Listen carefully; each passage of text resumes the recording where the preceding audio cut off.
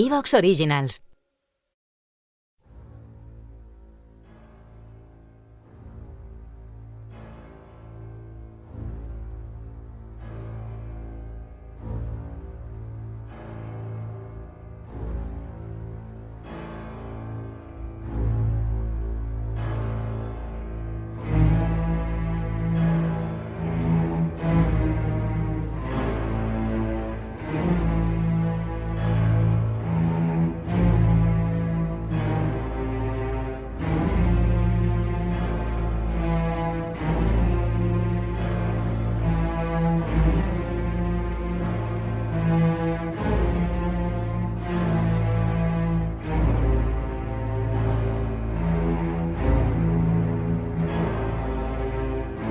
Muy buenas amigos y amigas de Victoria Podcast.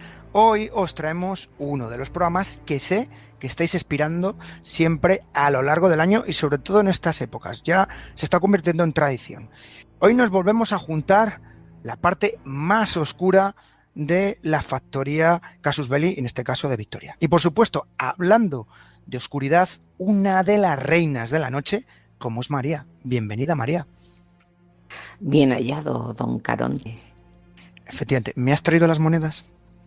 Bueno, ¿te vale así un pagaré? Bueno, tiempos modernos. Me vale hasta un bizum. Ya, claro, o un bizum, yo qué sé. Vale, nos vale. Vale. Y entre tanta oscuridad, alguien que te mandaría criptomonedas, como no podía ser nuestro gran Antonio. ¿Cómo estamos? Muy buenas.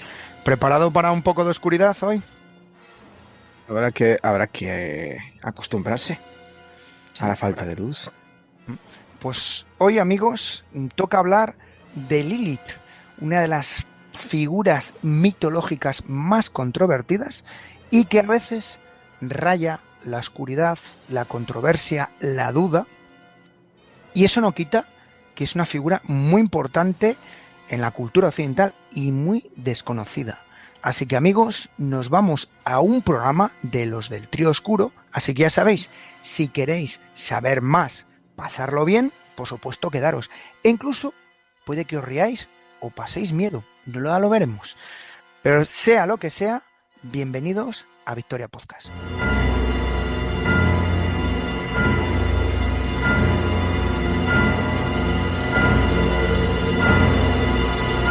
Pues, amigos, la figura de Lilith.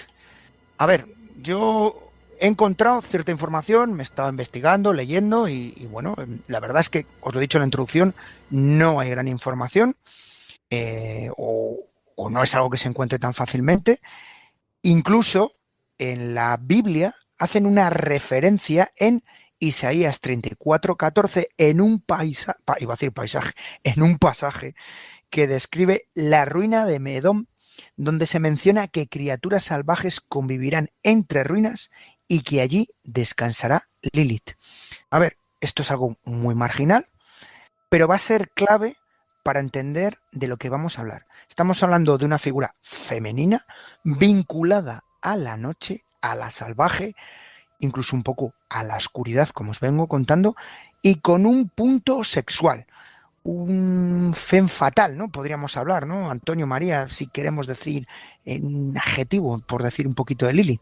¿Vosotros la veis así de momento? Sí, es por lo menos es uno de los arquetipos, se ha convertido en uno de los arquetipos de mujer fatal, mujer seductora y mujer devoradora al mismo tiempo. Que, bueno, si durante toda la historia causó un poquito de terror y demás, pues luego se convirtió casi en un modelo a seguir a principios del siglo XX, ¿no?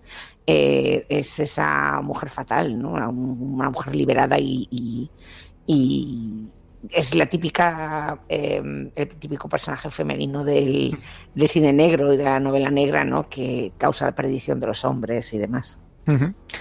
Pues la Biblia, bien claramente, nos habla en el Génesis, en el capítulo 1, versículo 27, que Dios creó al hombre y a la mujer al mismo tiempo, a su imagen y sin jerarquía alguna entre ambos. Que esto, por desgracia, en la historia no siempre ha sido así, pero bueno, en el capítulo 2 introduce un relato completamente distinto. y viene a decir que el hombre, Adán, aparece primero y que la mujer surge después, a partir de una de sus costillas. Y eso es lo que desde pequeños siempre hemos oído, o más jóvenes, o siempre se lee. La mujer nace de la costilla de Adán, Eva. Claro, esta diferencia pues es bastante significativa. De hecho, es curioso porque, fíjate, en el hebreo se escribe sin vocales. Y entonces, en realidad, pues es como estos mensajes de texto de te que me eche, ¿sabes? O sea, te que tal, te quiero mucho, vale, pues sí, es eso. Entonces, la diferencia entre hombre y mujer en hebreo es como entre burro y burra o entre perro y perra. Solo es una vocal. En el capítulo primero, cuando dice, y entonces Dios creó, y así creó Dios al hombre y a la mujer, hombre y mujer los creó. No sabes lo que está poniendo, lo que has dicho es fundamental, no sabes a quién está poniendo primero, porque solo están las consonantes, por lo tanto no sabes en ningún momento si está hablando de primero hombre y mujer, o de mujer y hombre, y además lo repite 2 veces para que se vea claramente alterando el orden de la frase. Es decir, es muy significativo porque es posiblemente la declaración más feminista que te puedas encontrar en una cosmogonía. Sí, y desconocida, que la gente lo desconoce, la mayoría, por no decir todos. Luego, una de las curiosidades que tiene o da a entender, cuando dice de las costillas, empieza a surgir una duda, o muchos teólogos han interpretado como que hubiese una figura femenina anterior a Eva. Es decir, Eva sabemos que supuestamente nace de la costilla, bueno, es la interpretación, con lo cual está moldeada a partir del hombre. Y si hubiese una figura femenina, como hemos dicho al principio, que lo has dicho, Dios creó al hombre y a la mujer y los hizo directamente de la tierra. Y si hubiese nacido de la tierra esta mujer primigenia, ¿no? Por decir así, esta persona que es anterior a Eva. Y claro, ahí surgen unas grandes teorías. ¿Es Lilith? ¿Es Lilith la que ha surgido y demás? Claro, esto va a crear diversas opiniones, teorías en siglos posteriores, sobre todo especialmente de la tradición judía, que lo has dejado perfecto, donde vienen a ubicar a Lilith como la primera compañera o pareja de Adán. Pero ya dan a entender estas teorías de que tenía un carácter complicado. Hoy diríamos una mujer indomable, ¿no? A lo mejor es el término, echada hacia adelante, si queréis, que no le gusta someterse o estar bajo la sombra del hombre, especialmente en todos los planos y incluido el sexual, ¿no? Claro, eso hubiera o supondría la primera ruptura, el primer divorcio, si queréis un poco con humor, ¿no? Y claro, esta mujer pasa de, ya no es alguien que está bajo el control del hombre, entonces en el momento que ya no está bajo el control, es mala. Entonces ya la vinculan o la empiezan a entender entre las teorías que esa Lilith pudiese ser la serpiente que hay en el Edén, que muchas veces a la serpiente se le ha dado el carácter femenino, ¿no? La que te da la manzana, la que tienta a Eva a comer del árbol prohibido. También en el Génesis vienen a decir que la serpiente es el animal más astuto que había allí en el Edén. Claro, no hay nombre oficial ni género de la serpiente.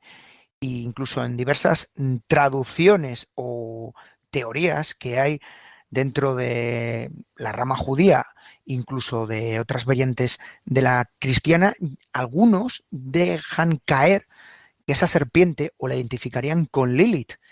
Claro. De hecho, hay representaciones artísticas, exacto. De la serpiente del paraíso como Lilith. Hombre, en el Génesis, cuando llega el momento del castigo, le dice a la serpiente, te arrastrarás sobre tu vientre y comerás polvo. Quiere decir eso que antes tenía piernas. Correcto. No sé si me explico. O sea, si te dice, si te condenan a que te vas a andar por el suelo, quiere decir que antes no eras una serpiente tal y como se entendía. Así que era otro tipo de criatura, evidentemente, que no es una serpiente.